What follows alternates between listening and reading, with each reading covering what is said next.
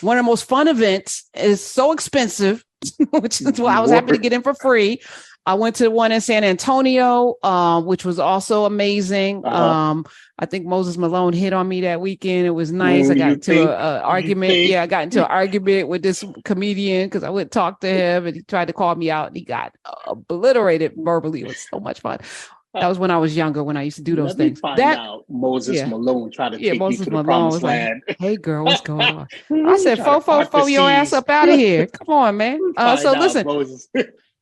So the event is amazing. And I just so this year's in Salt Lake City, Utah. And the great Donovan Mitchell, who just got traded to Cleveland, LeBron's old team.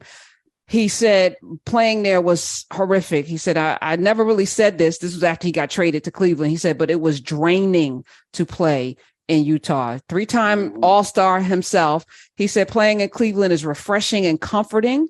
He said, man, it was just one thing after another. And I will say it's not the only place it happens. And he's talking about racism. It's predominantly, of course, white. He said, but for me to receive the amount of pushback I got over the years, it was a lot. How is Karl Malone, first of all, so comfortable being on the team there for all those years? But you know his background. So he will be judging the All-Star Dunk Contest this weekend. Yeah. And he's Hall of Famer. But he has been he impregnated a 13-year-old girl. Right? Yep. He did that, right? And so you can call that what that is. I would call it pedophilia. If a grown man impregnates a 13-year-old, there were no legal ramifications for this or professional consequences, because I guess this was an era where people were roofing people, and Roman Polanski was out there doing it, and y'all were giving him Oscars and stuff. So I guess it was okay when Karl Malone was doing it. I don't know, but I feel like that's pedophilia. So also, and this is something else. He when he was 20 years old and a basketball star at Louisiana Tech, he got Gloria Bell pregnant. She gave birth to a son. His name is Demetrius Bell, and he ended up becoming an NFL lineman. I don't know if you played with him, Hervé. No. The family could not have pressed statutory rape charges because they didn't, and there was a statute of limitation. Right. He also had twins with another woman and completely left their lives. Right. And, I do believe in grace and, people growing up out of things, but he's never been accountable for this. Right. Do we ignore it? I don't know. 866-801-8255. What do we do with this? Karl Malone. So I would say this. When I grew up, I wasn't a big Karl Malone fan. Right. I think one of the things that we got to realize as people is just, what they say, all skin folk ain't kinfolk, however that goes, right? Like, can I just speak freely? Right? No, it's Friday. Say what you gotta say. Talk your talk. When I was younger, right, there was certain dudes that you'd be like, he's not like us. You know what I'm saying? Like, you're around, especially sports, like in college, people come from all over the country, right? You recruited, oh man, where you from? I'm from Florida. I'm from New York, from where, right? And there'd be some dudes, you'd be like, where are you from? You know what I'm saying? I ain't like, what are you talking about? You black, but you don't really connect with a lot of the things that we talking about. You don't really mess with us. When it's your recreational time, you ain't with us. You know what I'm saying? When we like the music that we're playing, like there's basic like cultural things that they don't identify. So we'd be like, yo, he's not really, he looks like us, but he doesn't really feel us, right? So I remember when I was in college, we had complaints about things that was going on. There was some brothers that was never down with it. They were like, nah, you dudes are on your own. I'm not part of it, right? I feel like Karl Malone has always been one of those dudes that's like, yo, I've transcended, or I'm different. I'm not really one of y'all. You know how people try to say, hey, I see myself as more than that, trying to pull that stuff like, nah, man, cut the crap. But I don't know.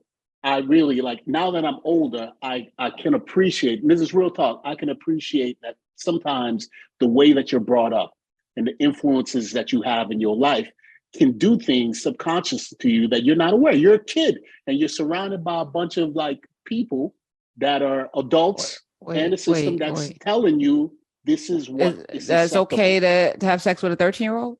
No, I'm not talking about that. Yeah, but this is what I'm talking about. You bringing in, you trying not to even have a conversation. What is happening? But so I'm saying the sex with the 13 is depravity, right? I mean, so this is I'm asking a question. Can you answer my question? Are you still hot from last night? What is? Yeah, I was with the kids last night. But I'm saying this is weirdo stuff, right? This is weirdo stuff. No, it's beyond weirdo stuff. To me. So my question is: should the NBA have invited this man? I know it's Salt Lake City. I know that it's his hometown, and I know maybe it would be weird. But like at some, where do we make stands here? I don't understand. But what I'm saying, what you're not following me is that it's Utah. There's a lot of weirdo stuff going on. Oh, I see. Okay. You're saying this is part of the course. This is not unusual. Utah. Okay. Like they've got the Mormon church going on over there, right? I went to med school with a dude that used to wear the magical underwear. I swear to God, I used to be, the tights that keep you from being like influenced by women's like sexual aura that's floating through the air. So I got to wear this underwear to block me. Right. There was like, is that what the magical underwear was about? Yeah, that magical underwears provide you protection from hard-ons. You know what I'm saying? From the whole thing, from the insidious draw of women. I can't control myself. Wow, I didn't know that that's what the magical under. So Warren Jeffs also is in Utah. He he